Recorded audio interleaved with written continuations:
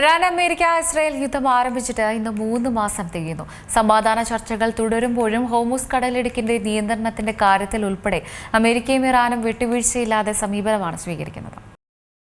ഫെബ്രുവരി 28-നാണ് operation EPIC fury എന്ന പേരിൽ ഇറാനെതിരെയുള്ള സൈനിക നീക്കങ്ങൾ അമേരിക്കയും ഇസ്രയേലും തുടങ്ങിയത്.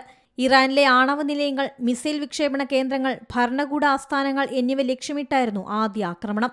ആദ്യ ദിനം തന്നെ ഇറാന്റെ പരമോന്നത നേതാവ് അയത്തുള്ള അലി ഖമേനിയും കുടുംബാംഗങ്ങളും അമേരിക്കയുടെയും ഇസ്രയേലിന്റെയും ആക്രമണത്തിൽ കൊല്ലപ്പെട്ടു.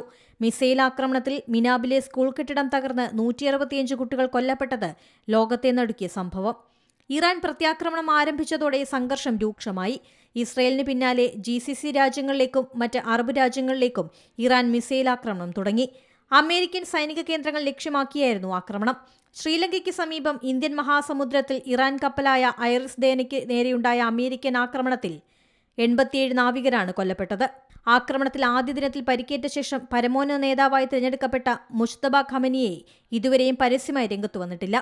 ഇറാനിലെ സൗത്ത് പാഴ്സ് വാതകപ്പാടത്തിന് നേരെയുണ്ടായ ആക്രമണം യുദ്ധത്തിന്റെ ഗതി തന്നെ മാറ്റി.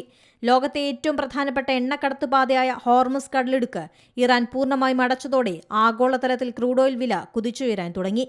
ഹോർമുസ് കടലിടുക്ക് തുറന്നില്ലെങ്കിൽ ഇറാന്റെ വൈദ്യുത നിലയങ്ങൾക്ക് നേരെ ആക്രമണം നടത്തുമെന്ന് ഡൊണാൾഡ് ട്രംപ് അന്ത്യശാസനം നൽകിയിരുന്നു. 15 നിർദ്ദേശങ്ങളടങ്ങിയ അമേരിക്കയുടെ സമാധാന പ്ലാൻ ഇറാൻ തള്ളി. പിന്നീട് 2 ദിവസം ഇസ്ലാമാബാദിൽ അമേരിക്കയും ഇറാനും തമ്മിൽ സമാധാന ചർച്ച നടന്നെങ്കിലും ചർച്ച പരാജയപ്പെട്ടു. ഹോർമുസിൽ ട്രംപ് നാവിക ഉപരോധം പ്രഖ്യാപിച്ചു. തുടർന്ന് ഇറാൻ അമേരിക്ക രണ്ടാം ഘട്ട ചർച്ച അനിശ്ചിതത്വത്തിലായി. അമേരിക്കയുടെ 14 നിർദ്ദേശങ്ങൾ ഇറാന് ലഭിച്ചു.